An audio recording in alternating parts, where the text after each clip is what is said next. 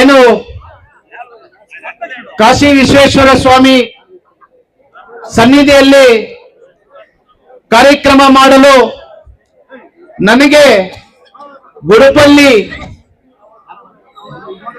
ಸಾರ್ವಜನಿಕರ ಜನತೆ ಇದು 5ನೇ ಬಾರಿ ನನಗೆ ಆ ವಿಶ್ವೇಶ್ವರ ಸ್ವಾಮಿ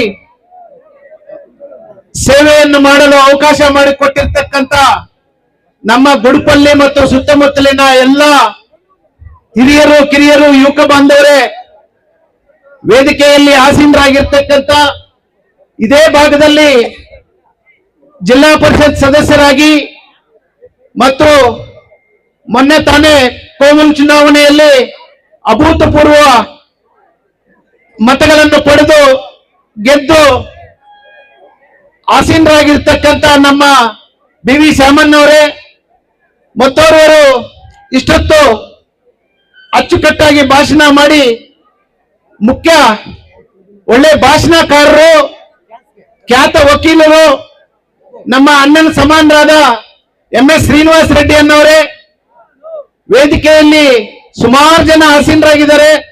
ಸಮಯ ಪಾಪ ಇದು ನೀವು ಎಂಜಾಯ್ ಮಾಡಕ್ ಬಂದಿದ್ದೀರಾ, ನಿಮ್ಮ ಸಮಯವನ್ನ ವ್ಯರ್ಥ ಮಾಡದೆ ಏನು ವೇದಿಕೆಯಲ್ಲಿ ಆಸೀನರಾಗಿರ್ತೀರಿ ಎಲ್ಲ ಹಿರಿಯರಿಗೂ ಮತ್ತು ಮುಂಭಾಗದಲ್ಲಿ ಆಸೀನರಾಗಿರ್ತಕ್ಕಂಥ ಎಲ್ಲ ಯುವಕ ಮಿತ್ರರಿಗೂ ಮಾಧ್ಯಮ ಸ್ನೇಹಿತರಿಗೂ ವಂದಿಸುತ್ತಾ, ಏನಿವತ್ತು ನಂದು ತಿರುಮಲ ಫ್ಯಾಮಿಲಿ ಜೊತೆ ತಿರುಮಲ ದರ್ಶನಕ್ಕೆ ಹೋಗಿದ್ದೆ. ಬಟ್ ಆದ್ರೂ ನನ್ನ ದರ್ಶನ ಸಮಯ ಇದ್ದಿದ್ದು ರಾತ್ರಿ 9:30.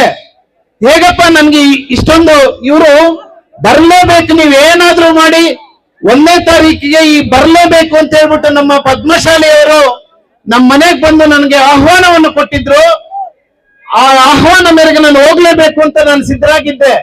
ಬಟ್ ಆದರೂ ಆ ವೆಂಕಟೇಶ್ವರ ಸ್ವಾಮಿ ಆಶೀರ್ವಾದನ, ಈ ಕಾಶಿ ವಿಶ್ವೇಶ್ವರ ಸ್ವಾಮಿ ಆಶೀರ್ವಾದನ ನಾನು 11 ಗಂಟೆಗೆ ದರ್ಶನಕ್ಕೆ ಹೋದೆ. ಕೇವಲ 45 ನಿಮಿಷದಲ್ಲಿ ನನಗೆ ದರ್ಶನ ಆಯ್ತು. ನಾನು ಇಮ್ಮಿಡಿಯೇಟ್ ತುಂಬಾ ಸಂತೋಷ ಪಟ್ಟೆ.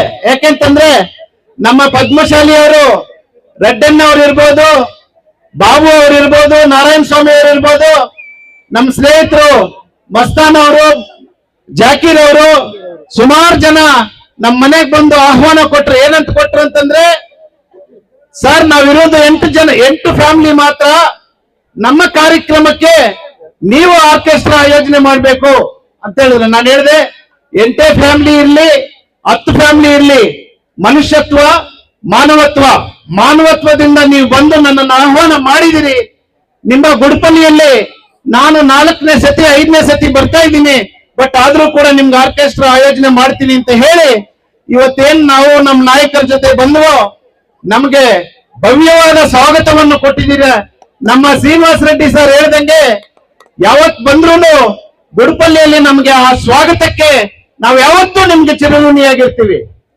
ಅದಲ್ಲದೆ ಇವತ್ತು ನಮ್ಮ ಜೆಡಿಎಸ್ ಪಕ್ಷದ ಅಧ್ಯಕ್ಷರು ಕಾಡಿನಲ್ಲಿ ನಾಗರಾಜನ್ ಅವರು ಕೂಡ ಈ ಕಾರ್ಯಕ್ರಮಕ್ಕೆ ಬರಬೇಕಾಗಿತ್ತು.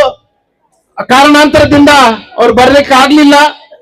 ಅವರ ಅನುಪಸ್ಥಿತಿಯಲ್ಲಿ ನಮ್ಮ ನಾಯಕರೆಲ್ಲರೂ ಬಂದ್ಬಿಟ್ಟು ಈ ಕಾರ್ಯಕ್ರಮವನ್ನ ಮಾಡ್ತಿದೀವಿ. ತಾವೆಲ್ಲರೂ ಕೂಡ ಏನ್ ಬಂದಿದ್ದೀರೋ ನೀವೆಲ್ಲರೂ ಕೂಡ ಮನೆಗಳಿಗೆ ಆರಾಮಾಗಿ ಹೋಗಿ ಎಂಜಾಯ್ ಮಾಡಿಕೊಂಡು, ಬಟ್ ನಮ್ಮ ಆರ್ಕೆಸ್ಟ್ರಾದವರು ಕೂಡ ತುಂಬಾ ಹೃದಯದ ಧನ್ಯವಾದಗಳನ್ನು ತಿಳಿಸುತ್ತಾ ನಿಮ್ಮೆಲ್ಲರಿಗೂ ವಂದಿಸುತ್ತಾ ಈ ಅವಕಾಶಕ್ಕೆ ನನ್ನ 4 ಮಾತನ್ನು ಮುಗಿಸ್ತಾ ಇದ್ದೀನಿ. ಜೈ ಹಿಂದ್, ಜೈ ಗುಡುಪಲ್ಲಿ.